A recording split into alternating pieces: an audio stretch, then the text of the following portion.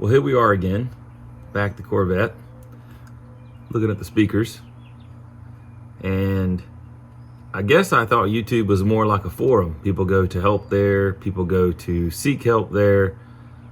But I didn't have very many views on my first video, so it's become clear that people just go to seek help on YouTube. So I had an engineering buddy suggest this to me. It's a little trick that he's used in the past. So stay tuned and I'll teach you the trick and we'll see how well it works. Okay, we have the speaker out and unplugged. We have the original wire harness plugged in. And if you remember from the last video, the driver front and the passenger rear speakers work. I was able to change enough capacitors to get those to work. The front passenger and the driver rear did not work. And this one made just a terrible noise. So because it made that noise, that's the reason why I'm unhooking it. That way I can turn it on. And the trick that I'm going to try is to turn it on and let the components on the board heat up. So I also have to take the board out. Let the components on the board heat up and watch it through an infrared camera. I'm going to use the camera to let me know if there's a component that is not heating up like the rest of them, so maybe it's unhooked, or if there's a component that's overheating, and maybe that could be the issue. So I'll take the board out and we'll see what we can get done. As you can see, we have the board out, got the camera ready. I have not tested this yet. A lot of people will test it before, that way they can say, oh yeah, it works, it's great. I want this to be real. So you're going to see if it works, and you're going to see if it doesn't work. And if it doesn't work, I don't have any more suggestions. I'm just going to have to buy a new board. So let's try it, see what happens. Alright, so here we are looking at the board through the IR camera. And as you can see, definitely there's two components. One of them is 46. The other is a hot spot in the middle.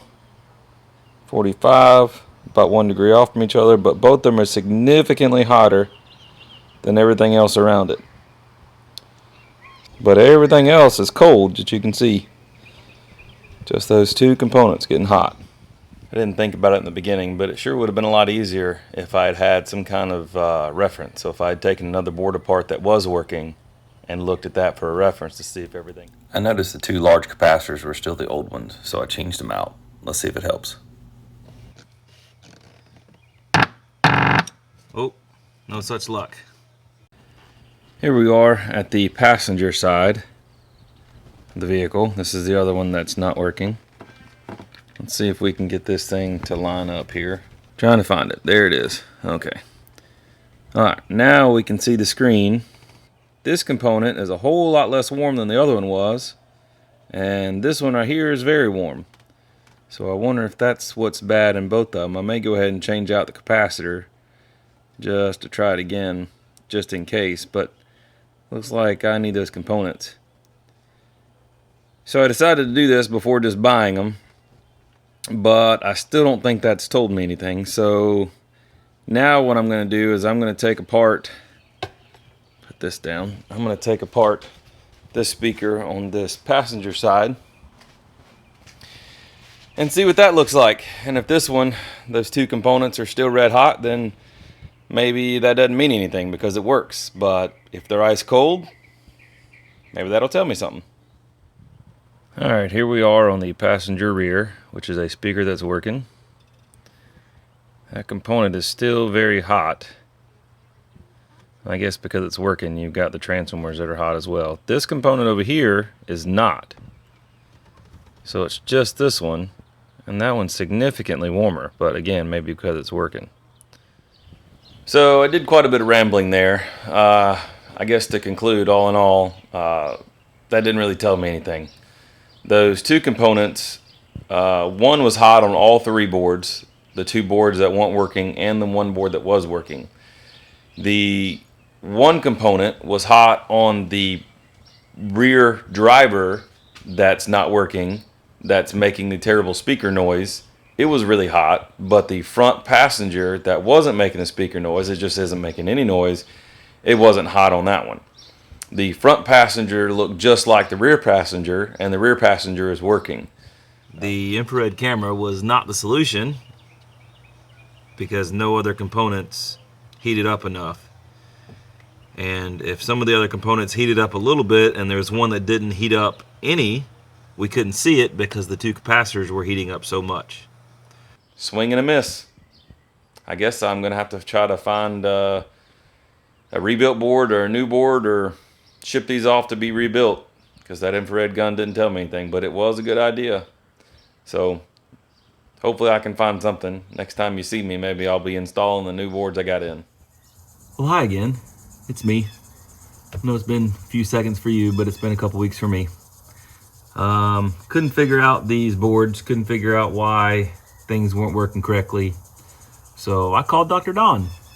I had that suggestion on a couple C4 Corvette Facebook pages. So I called him, and he said basically that they get corroded. You have to take every component off, clean it all up, put every component back on, and then they test them and all that. So I sent them off. $255 later for two boards, I got them back. So this is the first time, obviously, that I'm opening these. See what they look like.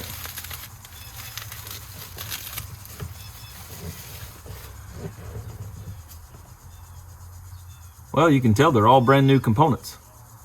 So he cleaned it up. It actually, I mean, you can tell it's cleaner. And he put all brand new components on it that I can tell, at least. That's what it looks like. So brand new melted plastic on there. Looks just like from factory. So I've already shown you pulling out the speaker probably multiple times. I don't think you need that again. So we'll put it in, and then I've got the front coupe done as well.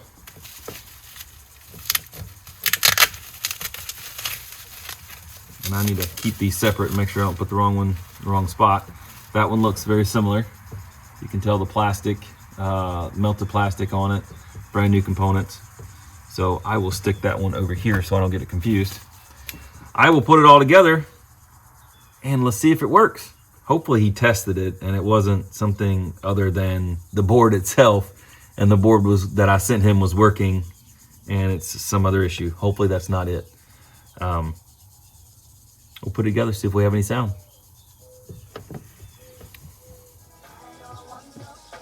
All right, I have it plugged in here.